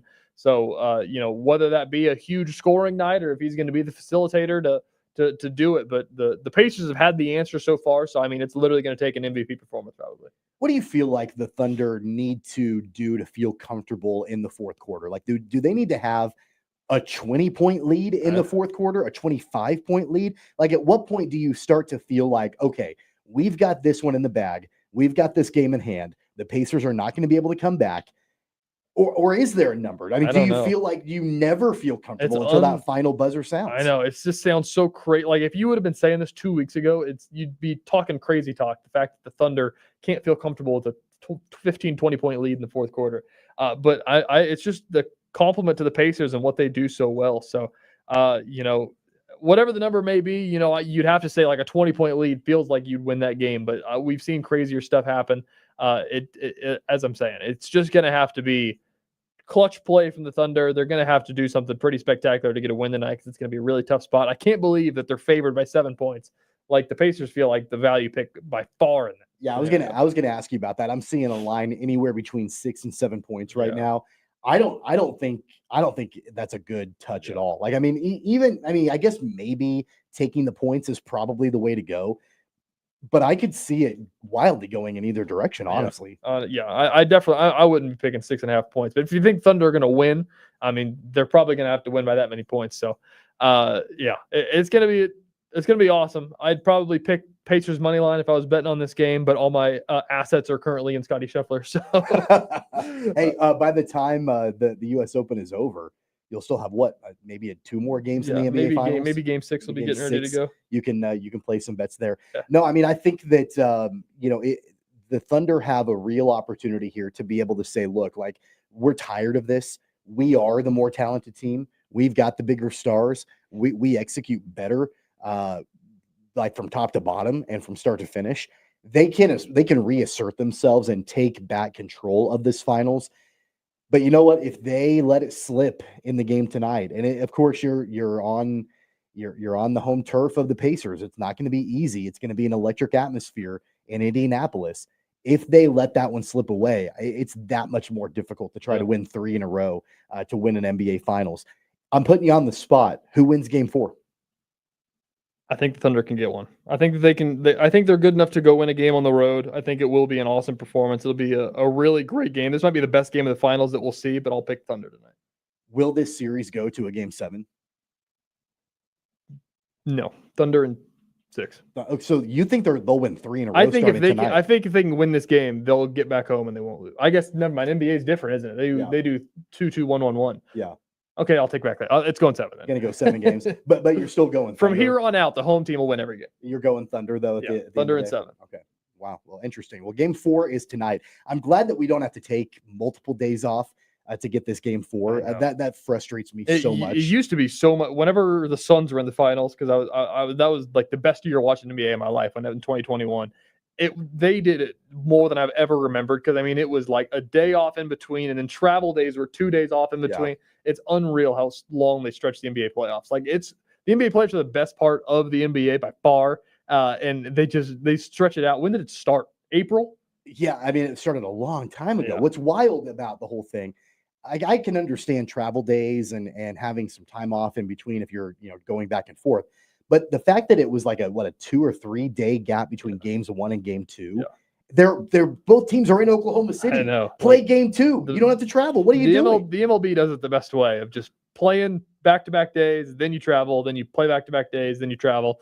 So I don't know. It's madness. It's crazy sport, and they know. Like, I can't. Like, it's unfathomable that there's NBA players that haven't played a game in 2 months since they've been eliminated. I know. I think it was also a missed opportunity going back last weekend that they didn't play a game on Saturday night. Yeah. Like, you had a prime viewing opportunity on a Saturday evening. And they didn't play until I forgot that game 2 was happening on Sunday night. Yeah. It is a crapshoot. My wife loves watching basketball, so she asks me all the time, is there a game on tonight? I was like, Gabby, I don't know. I don't know when the games are. I'm so confused. Yeah. Between the NBA doing the play-in tournament now too, that's the other part of this, that over half of the league now gets into the playoff. Like, well over half of the league gets into the playoffs now. Like, they know that, like, the viewership doesn't really matter until it hits April, and then they go crazy. I got to know, kind of switching gears here a little bit because you referenced it a few minutes ago. I got to know about your U.S. Open bets. What do you have going on? I'm not letting myself deposit more money in my account, and all I had left, because I've lost every single dollar on Jack Cagliano not hitting a home run yet. I've betted every game, and I have just swung and missed. You're gonna ultimately end up being homeless. I know. You're gonna just drain your bank account. I like to think that Jack Cagliano might be one of my favorite baseball prospects of all time, and he's just quickly fallen from my good graces because he's lost me so much money on this. I only had one bonus bet left from a no sweat. And so I just did Scotty to win, Bryson top 5, and just took the safest parlay that I could between those two. And I'm just going to need some of the superstar gravity, what they call whenever they eventually catch up. I just need that to happen and do what they usually do, and we'll be okay. Well, let's check in on Scheffler and the rest of the He's field 1 in under the U.S. Open today. right now. 1 under today, 2 over overall for the tournament. Scheffler is through 5 holes here early on. Some of the other notables, so Brooks Koepka, we talked about him a little while ago. He, at the time, was 3 under and 1 under for his day, only 1 shot off the lead. He has bogeyed a hole, so he has dropped back down to 2 under, 2 strokes back. That's what a U.S. Open will do for you. We talked about it a little while ago on the program, that it's a battle of attrition. It is a grind through 4 full days. J.J. Spawn obviously continues in the lead at 4 under par. He won't tee off until about lunchtime. Thriston Lawrence as well. He's 3 under. He won't tee off until after lunch. We talked about Brooks Koepka. Siwoo Kim is 2 under par, 2 back. Victor Hovland, Ben Griffin, and Thomas Dietrich are all 1 under par. There are currently 7 golfers out of the entire field that are currently under par. Everybody else is either even or over par so far. That's what a U.S. Open, again, will do to you. I'm waiting for the Scotty nuclear round that we're going to see on Saturday or Sunday, because it's just bound to happen. That's what I always tell people. Like, every year when we get to the U.S. Open, everybody always freaks out about the course and tells you it's going to be the hardest of all time. And then it's just always bound for one superstar to just have an absurd day, shoot a 64, and just like, yeah, okay, it's fine. Let's talk about a couple of the golfers that, as of right now, are in danger of missing the cut. Right now, the projected cut is 4 over par. Jason Day is 5 over par. Patrick Reed is 5 over par. By the way, did you follow what happened with Patrick Reed yesterday? Albatross? Had an albatross. Unbelievable. Had an albatross, and then he had a disaster to end his round. Did he really? And he ended up, I think it was 3 over par overall, and he had an albatross on the albatross. That was an unreal albatross too, because that was one of the mega par 5s. It's wild. I can't imagine. Have you ever gotten even close to an albatross? Like, I can't imagine what the feeling is like to make an albatross. I did in a scramble. So I don't even know if that counts. Yeah. I did, and that was actually like a couple of weeks ago. I was playing at Rolling Hills, and we used my drive, and we had it was a par 5, had 235 yards left of the pin. I hit a 3-wood to about 18 inches. And had a tap-in eagle. So we used my ball the entire time. It was a scramble. So, my favorite story. While we're talking about golf, we'll let the viewers in on this. So Brandon Zenner, other Sports Daily guy, we were in Kansas City covering the Royals playoffs last year. And we stayed up there the entire week, and we brought our clubs. We played Dubs Dread up there. I got there. Our tee time was like at 8:10. Brandon accidentally set his alarm for 7 p.m. instead of 7 a.m. So I sat there 20 minutes late for our tee time, just trying to stall. He eventually showed up, still had his tennis shoes on, a hoodie, just teed up the ball because we had people starting to wait on us. Teed it up, sliced it left into the trees, couldn't find it, had to take a drop on hole 1, and then hold out from 240 yards for an eagle with a 3-wood. He holed out from 240. It would have been an albatross, and he's like, that is the stupidest eagle of all time because I had to rush my tee shot. Oh, he was so mad. That is wild. That's a hell of a story right there. We're gonna have to give him a hard time. It was unreal. So Patrick Reed, Jason Day, both 5 over par, in danger of missing the cut. Dustin Johnson is 6 over par. So is Tony Finau. Those guys are in danger of missing the cut as well. Justin Rose, 7 over, in danger of missing the cut. Shane Lowry, Justin Thomas is 11 over par right now. He's through. He's on hole number 8 right now in his second round. He's 5 over for the day. He was 6 over yesterday, 5 over so far today. I would imagine he's probably not making the cut. I think that was the shot that I showed you. As soon as we got on the air, I turned on the U.S. Open on my computer here, and I think I saw Justin Thomas hit a ball about 6 inches out of the rough. So that must have been that hole. Yeah, that's the way I usually look when I'm playing a regular golf course. So I guess it's kind of like, hey, they're one of us now. Yeah, I imagine the rough is comparable to a McDonald golf course. Whenever I can't get out of that, I'll just blame it on the rough, like the golfers will this weekend. Yeah, you just go out there, you're like, man, this is a lot like Oakmont. Yeah. This is identical to the way that Oakmont plays. Yeah. It's going to be a fun weekend, a fun day, and all of that. By the way, happy early Father's Day to all the dads out there. I know a lot of dads that just want to watch the U.S. Open and be left alone. Sure. And I'm actually maybe one of those fathers. So happy early Father's Day to all the dads out there. Before we take our break and get ready for Jaylon Thompson in our next segment to talk Royals, it's a Friday, TJ, so it's our Friday fit with our friends over at 3570 Golf Co. You'll notice I'm rocking the 3570 Golf Co. hat today. These guys, Katie and Dan Winters, who own 3570 Golf Co., They're a locally owned golf apparel company. All their designs, their shirts, their hoodies, their hats, their golf head covers, all of their apparel and items and accessories, they're all designed for this part of the country, for the heartland, for the Midwest, all of that. And so their designs invoke that. You can check out their entire selection on their website at 35x70golfco.com. By the way, if you're going to be out at the Wichita Open, 3570 Golf Co. will have a pop-up shop out at the Wichita Open, so you can check out their apparel in person, check out their selection of everything that they've got. And of course, you can always go onto their website and check out all of their designs, 35x70golfco.com. If you go on their website and check out their selection, use the promo code Tommy, Tommy, and you'll get 10% off your first order. I've got a couple of hoodies. I've got some shirts. Obviously, I've got the hat that I'm wearing. Very comfortable stuff, very durable, looks sharp. And so you can check out, again, their entire selection at 3570golfco.com. Are you a golf fashion guy? Like, you get into that sort of thing? I do as much as the budget will allow. I'm definitely a big logoed guy. I love random college logos. So that's usually my go-to, is I just wear a shirt that has some random college logo or professional sports logo on it. But I do appreciate a good patterned golf polo. I like that. I made the mistake one time of to Jacob of calling what I was going to be wearing to golf an outfit. I know. I was in this conversation. I was like, this is my golf outfit. It was my first time playing Crestview. I didn't know what I was supposed to wear. I had to ask questions. And I don't think there's anything wrong with me saying that I've got my golf outfit, and he just let me have it. Dude, that's one of the best parts of golf, is that you feel like a pro in the morning because you're getting everything. Absolutely. You got to look nice if you're going to a nice golf course. Man, that's the best feeling, is you got a nice golf polo, Titleist hat on, cup of coffee in hand, ready to go to the course. It's the only time I lay my clothes out the night before, and like I try to color coordinate and like figure out exactly what I'm going to be wearing. And so I've got no shame in referring to it as an outfit, because that's what it is. I picked out my golf outfit. Meanwhile, Jacob is rocking Hawaiian shirts on Wednesdays. He's like one step away from knee-high socks and sandals. Yeah. So I'm not going to let that guy make fun of me as far as what my wardrobe choices are. But go online, 35x70golfco.com, and check out the entire selection of the great golf apparel made for the heartland in this part of the country. We really appreciate their support of the program. And like I mentioned, again, if you're out at the Wichita Open, make sure to stop by and check out their pop-up shop, because they've got all their great apparel out there that you can buy there on the spot. I've also seen some of their selection at some area golf course pro shops.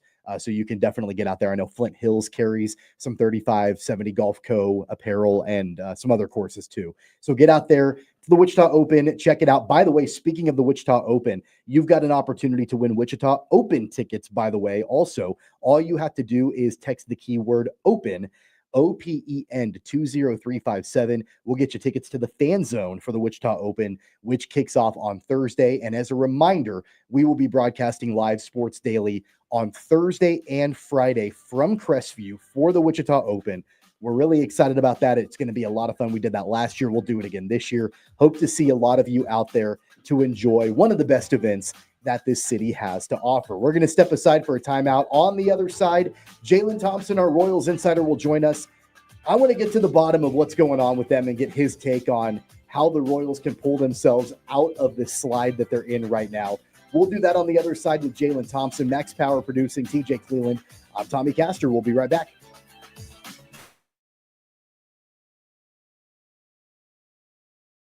Lightning, hail, tornadoes, flooding. It's the worst of severe weather, and it's coming. Spring brings warmer temperatures, but also dangerous weather conditions. Stay up to date day or night with the Storm Team 12 weather app. You'll get accurate forecasts, so you can plan ahead and stay safe, no matter the weather. Download the Storm Team 12 weather app, brought to you by Stutzman's Greenhouse. The future of television has arrived. Next Gen TV is here with stunning video, movie theater quality sound, enhanced voice clarity, and interactive features, all upgradable for the future. Learn more at watchnextgentv.com. Sometimes people tell us, I don't get it, it's just tea. But let me tell you, we are so much more than just tea. With 20 plus flavors of sweet and unsweet iced tea, the possibilities are endless. Come on in and try them all for free to find your favorite or get us on the go for your busy lifestyle. And don't miss happy hour every day. So the next time someone tells you it's just tea, tell them to come by and find out why we say drink tea, be happy. They're not just the canvas of our imagination. They tell a story. Clouds affect the events of your day.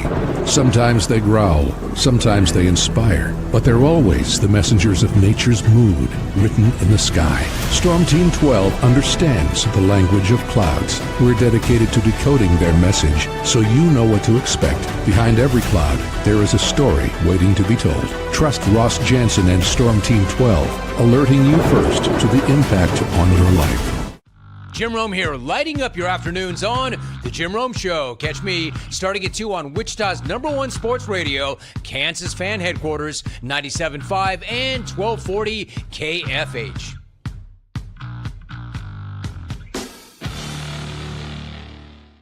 What is GMFB Overtime? It's Peter, Jamie, Kyle, and Akbar breaking down the NFL 5 days a week. It's okay to be excited. It's this, that, and a whole lot of fantasy. It's football for everyone.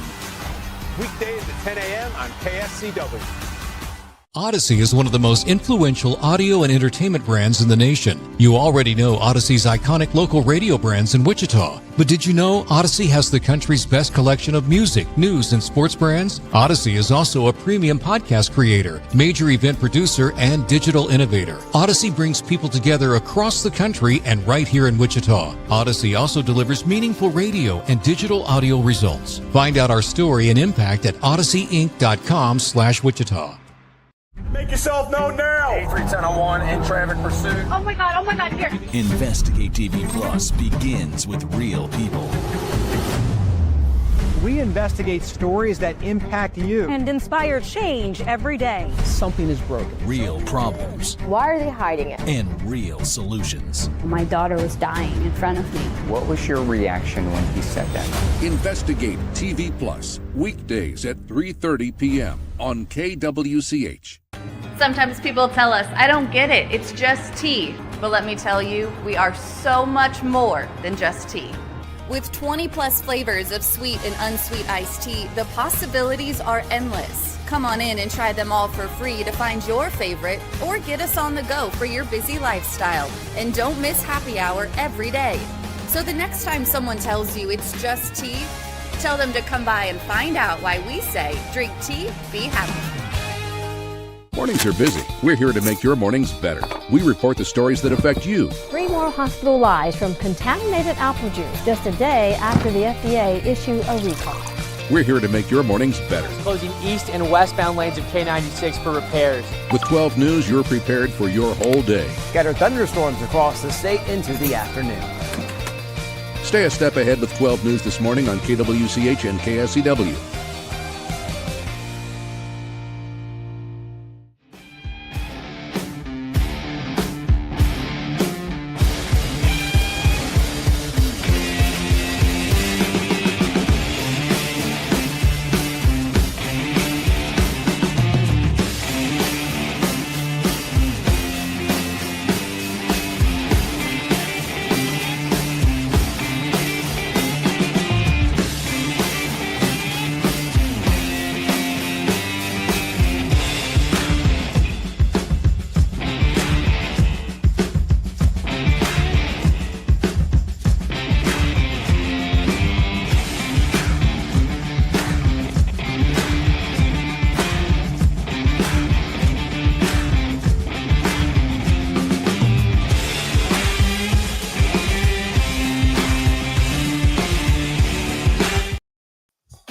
Welcome back, everybody, to Sports Daily here on KFH. Tommy Castor, TJ Cleveland, Max Power producing the program. We're going to try to get connected with Jaylon Thompson here as the segment rolls on. But let's shift back to the Royals, TJ, while we wait for Jaylon, and we can segue right in once we get Jaylon here connected with us. It's a big series. It's an important series for the Royals. Every series is from here on out. But the fact that they got embarrassed by the Yankees in 3 games, they're taking on an athletics team that they should believe they're better than, that they're more talented than, and you're back at home, and they've not performed well at home lately. You've got to salvage this homestand. I know it might be unrealistic, of expectations. But I really feel like you got to go in there thinking we can sweep this team. We should sweep this team, and we should get back to 500 at least in this homestand and over 500 overall. Yeah, that's the thing is that, those Yankee series are important. But if you can't get a series against the A's, that means that those Yankee series become even more important. As we've talked about, as Jacob's made the point so many times, is that they are in a tough stretch of their schedule. Like the weeks that they went on the winning streak, I mean, they kind of beat up on teams that were below 500. Like they don't have back-to-back series against below 500 teams for like over a month. Like they play a good team and then a bad team, and then a good team and then a bad team over and over again. So we got the Yankees, now we get the A's. You have to take care of the A's to take pressure off of those Yankee series. So the fact that they didn't get a single game against the Yankees puts more pressure on this A's series to get it done, and these are the ones that you have to get it done for. If you can't get these done, then you're absolutely not a playoff team. We did get a video question from our buddy Jason, and we'll ask Jaylon this if we're able to get connected with him. But in the meantime, I'm going to ask you, TJ, given that the division is so tough and KC is not finding traction, are they better off selling assets like Bubic and Cameron now before the value dips? Or is that crazy to think about? I agree. That's what the point that I brought up earlier in the show is that I think that they should. If they can't get to within 4 games of first in the division, if they can't get to third place in the division, I'll just say that by time it's deadline time, they need to trade. They probably need to trade Bubic, honestly. Like Bubic's value is the most it's ever been. It's probably the highest that they've had for a pitcher in literal years, a starting pitcher in a long time. And you can get the outfield bat or whatever bat you want to get for an offense that really needs it, and just get a young guy to whatever you want to get, honestly. You can get prospects, but I'd honestly rather have somebody that can kind of contribute in the next couple of years, maybe even this year, because you're still not going to be completely out of the hunt. But I do think even if they're on pace to just teeter with the wild card, I'd still think about trading Kris Bubic, because what he's doing is so good, and he's not shown anything that can be sustainable, that I would strike while the iron's hot and get something. I guess my question becomes, what would you be looking for in return? What's the point? What's the point in moving these guys? My answer, Jason, to your question is, if you do move an asset, and you gave the examples of Bubic and Cameron, I would be more inclined to move Bubic than Cameron. Yeah. Like Cameron's controllable for longer term. Cameron has also shown that he could be a future young star in the big leagues. I'm not sure why you would want to necessarily move him, especially with him being under team control for a while. So if you're going to move either one of them, I would say Bubic over Cameron. Mm-hmm. And I think you can get more for Bubic right now anyway, because of the way he's been pitching this season. Yeah, that's the thing, is that if Bubic continues the tear that he's on, he's going to get a payday, and the Royals can't afford to pay him because they're locked down on Bobby Witt Jr. They're going to be locked down on Jack Caglione if he starts figuring his bat out. That he's going to get a big payday whenever that day comes as well. So they're going to be bound to have money on the books that they're going to have to pay. Michael Garcia is going to get a big contract if he continues this up. He's their best hitter basically this year. So you can't afford to have that many stars. So you have to strike while the iron's hot. So if he gets good, you might as well get compensated for it now, especially if he's not going to be in a position to really help a team that can't help him, with as bad as the offense has been. So, but it's a great point of who would you go get? Because if you get somebody to help this year and you don't make the playoffs, it doesn't do anything. If you get a prospect, you're just kind of playing the game of, who are they going to turn out to be? But the devil's advocate of that is, the Royals got Aroldis Chapman for a year, flipped him, and got Cole Reagans. So, right. I don't know. Sometimes don't mess with happy, but at this point, I think something's got to give. You just can't be okay with having the best starting rotation in all of baseball and nothing to show for it. I brought this up yesterday. I think it was yesterday. It was whenever the Royals announced that Cole Reagans was going back on the IL. And Jacob is very concerned about Reagans number 1 and the rotation number 2, because you've got Reagans on the IL, and then you've got the question mark about how sustainable can this success from the rotation be. I want to get your take on this. I actually felt a little relieved that Cole Reagans went to the IL because he had pitched so poorly. Yeah. And I would rather it be, he's dealing with an injury right now and he's not fully healthy, as opposed to he's just a bad pitcher now. Yeah. I agree. It's definitely an interesting thing to think about the trajectory of the way his pitching career was going to what it's been this year. It has really been a step back of what we saw last year, or even earlier this season of how good he was and whatever, the 11 strikeout game and stuff like that. So the good news is that the opposite of the Jack Caglione situation is the fact that Cole Reagans doesn't need to be all that awesome because the rest of the pitching staff has been so good, and they've been so good that he can take time to figure out whatever it is that's going on. So you don't rush it at all, especially if this Royals team isn't going to be good enough to make any noise later this year. You don't rush that because he's a guy that's going to be pivotal for if they do something next year or if they do something later this season and make a playoff push. He's going to be an arm that you're going to need because every arm matters. And the good news for the Royals, I will say this, while I keep dogging on them, is that if they find a way to make a kind of playoff push, they've got the pitching to do what you need to do in October. Like, that's always the hardest part, is finding the pitching to throw that many games, because you play so many games on back-to-back days, and then you know your bullpen gets taxed. You need to have guys that can go 7 innings into games. The Royals have that. They just need to find the offense to counterpart that. I guess the good thing about this upcoming weekend series for the Royals is that it can be somewhat of a palate cleanser. The A's are not playing good baseball right now at all. They got off to a pretty good start to start the season, but they have slumped really badly. In fact, it's a miserable 14-game skid on the road for the A's. They have lost 14 straight road games. They cannot win on the road. And not only have they lost 14 in a row on the road, they've been outscored 111-40 in that 14-game road stretch right now. If they lose tonight against the Royals, that will match the franchise's 15-game road losing streak from 2 years ago. And that's the worst that the team has had in their history on the road. So I guess that's the good news I want to say. So what you're telling me is that I'm taking A's money line tonight. That's the most Royals thing ever. You could probably get some good value. Exactly. I don't even know what that is. If there's a team to break a slump against, it's the Royals right now. Yeah, I mean, like, look, I think that's the risk, right? If you're going to take that bet, just because, yeah, the Royals aren't showing that they're, doing anything of note either right now. Michael Wacha is going to be on the bump tonight for the Royals, taking on Luis Severino. And, Severino has been average, mediocre, somewhere around that range, of 4.77 ERA.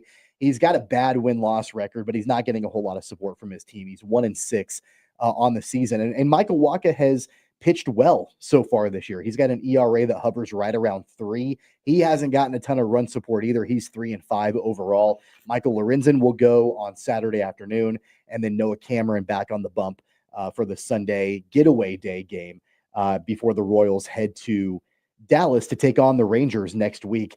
We don't know who the A's pitchers are going to be outside of tonight's game with Severino, but you would think at least that the pitching matchup, at least right now, favors the Royals, advantage Royals, at least for tonight's game with Wacha on the bump. I mean, you can make that argument against every team in the league, basically, with the way the Royals have been pitching. So definitely agree. They're going to be the favorites in every single one of these games. They need to find a way to win. They need to find a way to win all the games, basically. Rangers are another series next week that is probably attainable to go get, but it's a tough series there as well, going on the road.